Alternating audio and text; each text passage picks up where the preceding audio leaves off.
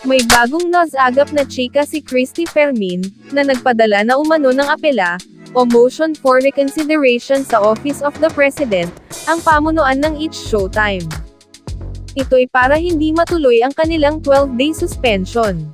Nauna nang sinabi ni Christy sa online show na Christy Ferminit, ang balitang hindi na umano mag-aapela sa Malacanang ang show na pinangungunahan ni Vice Ganda.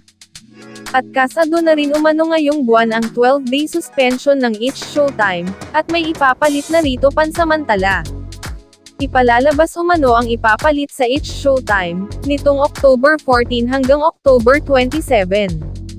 Samantala, batay aniya sa bagong balita ng kanyang source nitong October 4, nagpadala na ng MR ang It's Showtime sa palasyo.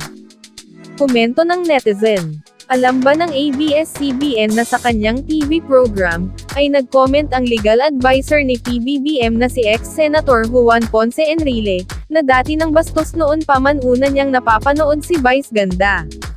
Apila pa ang It's Showtime, wag na, aapila pa kayo. Sino ba ang legal counsel ni BBM? Si Juan Ponce Enrile. Alam nyo na yan.